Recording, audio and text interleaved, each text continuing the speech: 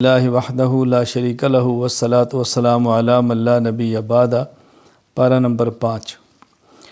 اس میں ایک مسئلہ بیان فرمایا ہے کہ مرد کو اللہ تعالیٰ نے عورت پر فضیلت دی ہے، یعنی فطرت کے اعتبار سے، اپنی طبیعت کے اعتبار سے مرد عورت پر مقدم اور افضل ہے، اور اس کی بنیادی 2 وجہیں قرآن کریم نے بیان فرمائی ہیں۔ نمبر 1، مرد کے ذمے عورت کے اخراجات ہیں، عورت کے تمام مصارف برداشت کرنا ہے، خرچ کرنا ہے۔ نمبر 2، فطرت اور طبیعت، تکوینی نظام ایسا ہے کہ مرد کو اللہ تعالیٰ نے عورت پر فضیلت دی ہے۔ یہ بات یاد رکھ لیں، یہ عام مرد اور عورت کے اعتبار سے ضابطہ ہے، لیکن بعض خواتین علم و فضل میں یا کبھی جسمانی قوت اور طاقت میں کوئی خاص خاتون کسی مرد سے آگے نکل جائے تو اس سے ضابطے تبدیل نہیں ہوتے۔ عموماً ایک ماحول یہ بیان فرمایا ہے، میں اس کا مثال دیتا ہوں کہ جس طرح شہر میں رہنے والا دیہات میں رہنے والے سے عام طور پہ معاملات کے اعتبار سے یا تعلیم کے اعتبار سے بہت آگے ہوتا ہے، لیکن بسا اوقات ایک دیہات میں رہنے والا بندہ علم حاصل کر کے شہر والے سے بہت آگے نکل جاتا ہے۔ تو ایک ہوتا ہے عمومی نظام، ایک ہوتا ہے خاص کسی بندے کی فضیلت، وہ بالکل الگ چیز ہے۔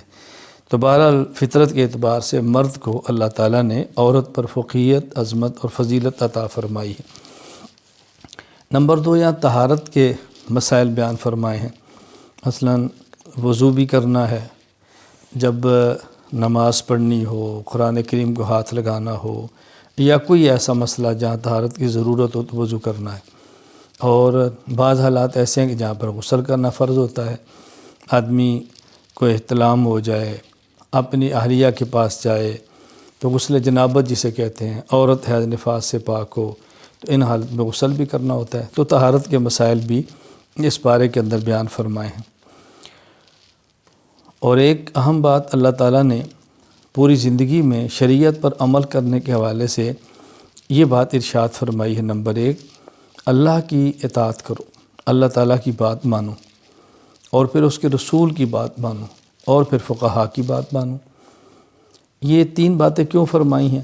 نمبر 1، اللہ تو خالق اور مالک ہے، مخلوق اور مملوک نے بات ماننی ہے، لیکن دنیا میں اس کان سے اللہ کی بات سن نہیں سکتے، اس آنکھ سے اللہ کی ذات کو دیکھ نہیں سکتے۔ تو اللہ کی ذات کو دیکھیں یا بات سنیں گے تو بات مانیں گے۔ اس کے لیے ضروری ہے اللہ تعالیٰ اور ہمارے درمیان ایک واسطہ ہو، اور وہ واسطہ ہے پیغمبر کا۔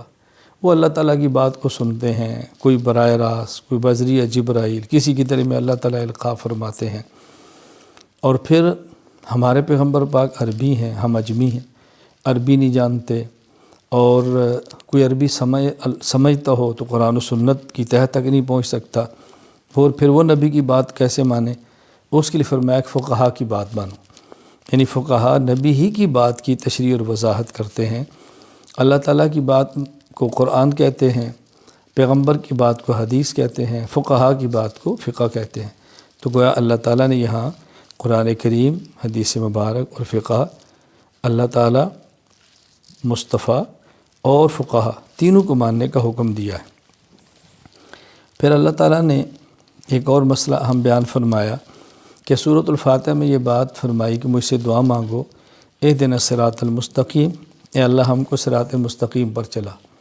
صراط مستقیم کیا ہے؟ صراط الذین انعمت علیہم، یعنی جن پر آپ نے انعام فرمایا ان کے راستے پر چلا۔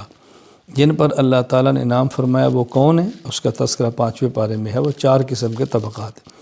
نمبر 1 النبیین، نمبر 2 الصدیقین، صحابہ کرام رضی اللہ عنہم اجمعین، نمبر 3 شہداء، نمبر 4 اولیاء۔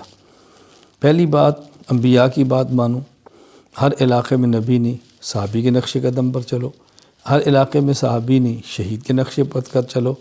شہید ظاہر شہادت کے بعد ہماری بات کو سن بھی لے تو بتائے گا کیسے، رہنمائی کیسے کرے گا؟ پھر میں اولیاء کے نقش قدم پر چلو۔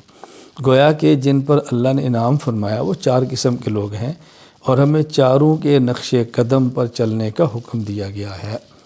لہذا نبی کے راستے پر بھی چلنا ہے، صحابہ کو بھی تھامنا ہے، شہداء سے بھی قریب رہنا ہے، اور اولیاء امت کو ہرگز نہیں چھوڑنا، ہم نے ان چاروں کی اتباع کرنی ہے، نقش قدم پر چلنا ہے۔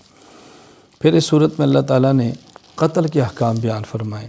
کوئی جان بوجھ کے قتل کرے تو اس کی سزا کیا ہے، بھول سے قتل ہو جائے، چوک ہو جائے، قتل خطا، تو اس کی سزا کیا ہے، قتل عمد، قتل خطا، دیت کب ہوتی ہے، فدیہ کتنا ہوتا ہے۔ تو یہ احکام اللہ تعالیٰ نے 5ویں پارے کے اندر بیان فرمائے۔ پھر اس پارے میں اللہ تعالیٰ نے عام نمازوں کا ذکر تو فرمایا کہ نماز پڑھنی ہے تو طہارت کرو، نماز کا ارادہ ہو تو خود پاک کرو، اور بطور خاص 2 نمازوں کا ذکر فرمایا۔ ایک نماز ہے صلاۃ الخوف، جب میدان جنگ میں ہوں، خوف سوار ہو، یعنی سارے نماز پڑھتے ہیں، دشمن یکبر حملہ نہ کر دے، تو وہاں کیسے نماز پڑھنی، اسے کہتے ہیں صلاۃ الخوف۔ اور پھر نمازوں میں سے بطور خاص والصلاۃ الوسطیٰ، عصر کی نماز کا ذکر فرمایا، کیونکہ یہ کاروبار کا وقت ہے، مشغولیت کا وقت ہے، عموماً اس وقت میں ذرا مسجد کی طرف جانا ایک تاجر کے لیے مشکل ہو جاتا ہے، تو یہاں پر بطور خاص عصر کی نماز کا ذکر بھی فرمایا۔ اور اللہ تعالیٰ نے پھر منافقین کی حالت بیان فرمائی ہے کہ منافقین نہ ادھر کے ہوتے ہیں نہ ادھر کے ہوتے ہیں، درمیانے بیچارے پھنسے پڑے ہوتے ہیں، کہیں دین میں فائدہ دیکھا تو ادھر لپک گئے، کہیں دنیا دار فائدہ دیکھا تو ادھر چلے گئے، اللہ کے نبی کی بات ماننے میں دنیا کی غرض دیکھی تو وہاں دوڑ گئے، اور جب وہاں دنیا کا نقصان نظر آیا تو ان کو چھوڑ گئے۔ یہ منافقین کی حالت ہے، مذبذبین بین ذالک لا الہ الا ولا الہ الا۔ تو ہمیں ایسا نہیں ہونا چاہیے، مسلمان کو پکا ایک موقع پر رہنا چاہیے، نفع نقصان کا مالک اللہ ہے، دنیا میں کبھی بظاہر نفع بھی ہوتا ہے، کبھی بظاہر نقصان بھی ہوتا ہے، اصل نفع نقصان آخرت کا ہے۔ اور سب سے آخر میں 5ویں پارے میں اللہ تعالیٰ نے ایک بہت پیاری بات ارشاد فرمائی، ما یفعل اللہ بعذابکم ان شکرتم وآمنتم۔ دیکھو اگر تمہارا عقیدہ ٹھیک ہو، اللہ کی نعمت کا شکر کرو، اللہ تمہیں عذاب کیوں دے گا؟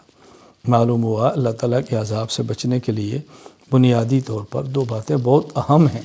نمبر 1 عقائد کا ٹھیک ہونا، نمبر 2 اللہ تعالیٰ کی نعمتوں پر شکر ادا کرنا۔ عقیدہ نہیں، تمام عقائد کا ٹھیک ہونا ضروری ہے۔ اللہ تعالیٰ ہمارے عقائد بھی ٹھیک فرما دے، اللہ تعالیٰ اپنی نعمتوں پر ہمیں شکر کرنے کی توفیق عطا فرمائے۔ وآخر دعوانا ان الحمد للہ رب